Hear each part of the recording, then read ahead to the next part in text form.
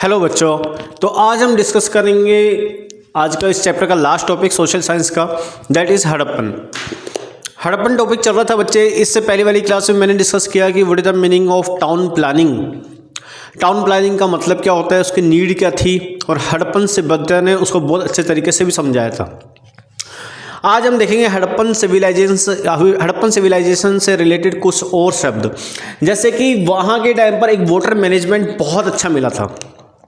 Water management का मतलब होता है कि अगर पानी बहुत ज़्यादा क्वांटिटी में सड़क पर आ गया है, जो भी घर से वेस्ट निकलता है उसको कैसे मैनेज किया जाए, उसे बोलते हैं वाटर मैनेजमेंट। मान लीजिए बारिश हो रही है और वहाँ पर अगर मान लीजिए मिट्टी नहीं है, पेड़ पौधे नहीं है और आपके पास कोई टैंक नहीं है, तो सारा का सारा पानी जो आपके लिए वरदान है वही एक तरीके से लिए पूरी सोसाइटी को नुकसान पहुँचा सकता है। कैसे? बाढ़ के रूप में। बाढ़ आएगी तो सारी इकोनॉमी ख़राब हो जाएगी। इकोनॉमी ख़राब होगी, स्कूल जाना आना बंद हो जाएगा, बहुत सारे काम रुक जाएंगे, डेली जो भी काम होते हैं। सरकार के ऊपर दौड़ पड़ेगा वहाँ से उन चीज़ों को ठीक करने का। जैसे केदारनाथ के अंदर जब बाढ़ आई थी, सरकार के ऊपर कितना वजन पड़ा था। तो हड़प्पन सिविलाइजेशन में देखा कि जो वाटर मैनेजमेंट है वो सबसे अच्छा देखने को वहाँ मिला है। वहाँ पर क्यों देखने को मिला है? क्योंकि वहाँ पर मिला है नेटवर्क ऑफ ड्रेन्स।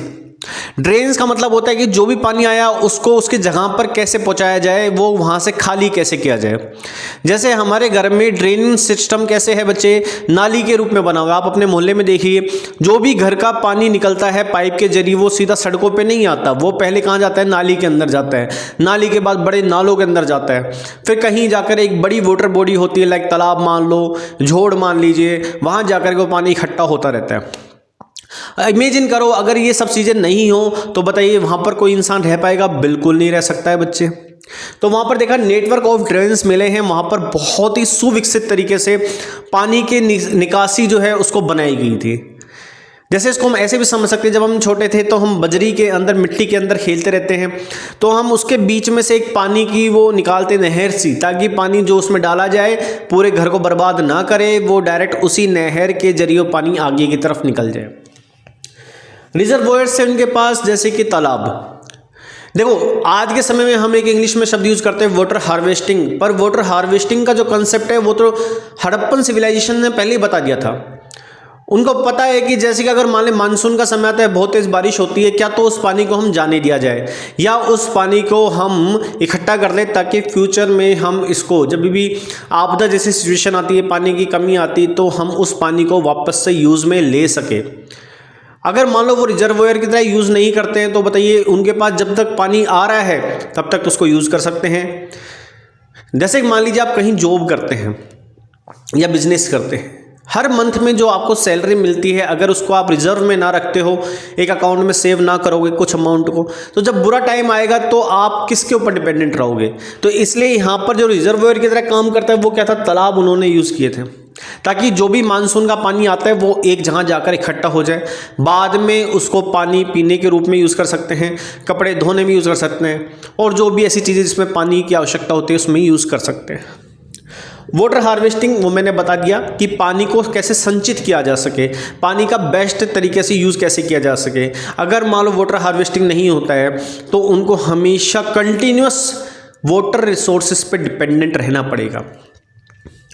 अब बात आती है हड़प्पन सिविलाइजेशन के टाइम पर वो अपना दैनिक जो भी खाना पीना है वो कैसे करते थे। तो वो लोग एग्रीकल्चर करते थे, खेती बाड़ी करते थे। उनको जब पानी की नॉलेज थी, उनको मिट्टी की नॉलेज थी, तो वो अलग अलग चीज़ों को ग्रो करते थे। जैसे क्या ग्रो करते थे? वो जनरली अनाज ग्रो करते थे, जैसे कि बार्ले, मिलट्स, चावल, दालें, कुछ सब्जियां, ये सब चीज़ें वो उगाते थे और उसको अपने यूज़ करते थे। इसके अलावा वो एनिमल्स को भी पालते थे और उन एनिमल्स से वो जो है कि मिल्क, वूल, जो भी उनसे ऊन मिलती है उसको यूज़ करते थे, और साथ में उन एनिमल से मिलने वाला जो मीट होता है वो उसको कंज्यूम करते थे। मतलब वो वेजिटेरियन साथ में नॉन वेजिटेरियन दोनों थे। वेजिटेरियन कैसे? जैसे वो अनाज वगैरह खाते थे, साथ में नॉन वेजिटेरियन भी थे, मतलब उनका एनिमल के साथ भी रिलेशन वहाँ पाया गया। तो यूपीएससी में देखा जाए तो किस टाइप से सवाल पूछे जाते हैं, तो देखिए आप देखिए इसमें अंडरस्टैंडिंग के बेस पे सवाल पूछे जाते हैं कि जो हड़प्पन सिविलाइजेशन थी उनके एनिमल के साथ कोई कांटेक्ट था? बिल्कुल था, क्योंकि वो एनिमल को डोमेस्टिकेट करते थे, उनको पालते थे, तो उनके साथ भी रिलेशन था।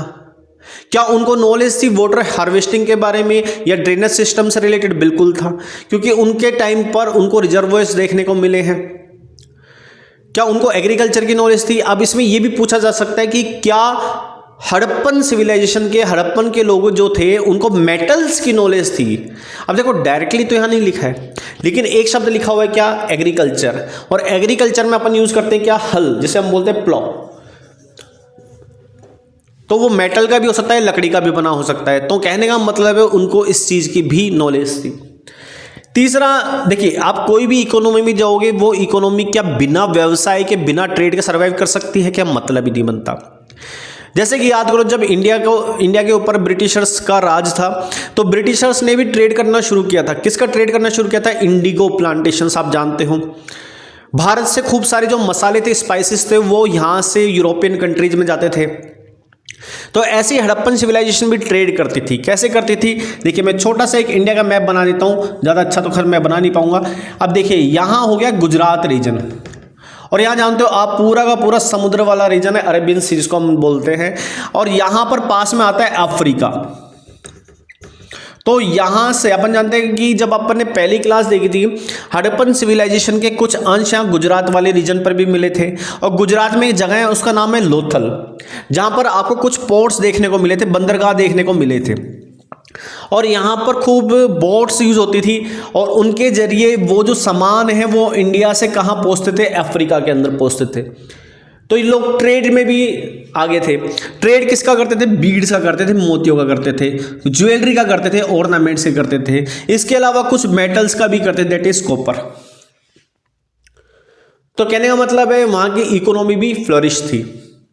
ट्रांसपोर्टेशन, सीधी सी बात है, अगर किसी इंसान को एक जगह से दूसरी जगह जाना है तो बिना यातायात साधन के तो वो जा नहीं सकता है। तो वो ट्रांसपोर्टेशन कैसे करते थे? जमीन के जरिए। हो सकता है पैदल चलते, हो सकता है बैलगाड़ी का यूज करते होंगे। मैं बैलगाड़ी क्यों बोल रहा हूं? क्योंकि दे डोमेस्टिकेट एनिमल्स, तो उसमें बुल्स, बिसोन, बहुत सारे एनिमल्स को यूज करते होंगे। हो सकता है कैमल भी हो। दूसरा, रिवर्स के जरिए भी, मतलब बोट के जरिए वो एक जगह से दूसरी जगह जाते थे। या फिर मान लीजिए लकड़ी का बहुत बड़ा टुकड़ा ले लिया, लकड़ी अपन जानते हैं उसकी डेंसिटी इतने नहीं होती, पानी में वो डूब नहीं सकता है, तो वो एक जगह से दूसरी जगह उनको ट्रैवल कराने में भी मदद करती थी।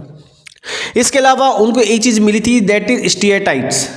ये क्या होता है? देखो, जैसे हम जानते हैं हमारे अभी इस टाइम पर 1 रुपए का ये सिक्का होता है, यहां पर तो जितने रुपए का सिक्का है वो लिखा होता है, और इसके बैक साइड में क्या होता है बच्चे? Indian emblem, that is Ashok स्तंभ होता है। अशोक स्तंभ मिलता है। तो ऐसे जब इनके सिक्कों को देखा गया तो यहां पर देखने को मिला कि उनके सिक्के के एक तरफ तो कुछ ना कुछ लिखा हुआ है, राइटिंग है, जिसको हम बोलते हैं पिक्टोग्राफिक राइटिंग, जो आज तक भी उसको सही से एनकोड नहीं किया गया है कि भाई इसका क्या मतलब होता है। और इस सिक्के के पीछे, जैसे हमारे सिक्के के पीछे अशोक स्तंभ होता है, इन सिक्कों के पीछे एनिमल्स के फिगर्स थे, एनिमल्स बने हुए थे उनके ऊपर। जैसे कि मान लीजिए बिसोन, याक, या मान लीजिए बफेलो, इस टाइप के एनिमल्स वहां देखने को मिले। तो इन सिक्कों से भी पता चलता है कि जो हड़प्पन सभ्यता थी वो एनिमल्स से उनका कितना अच्छा रिलेशन था। पहली चीज तो यहीं से पता लगी, दैट डोमेस्टिकेट एनिमल्स। इसके अलावा यहां से भी पता लगता है।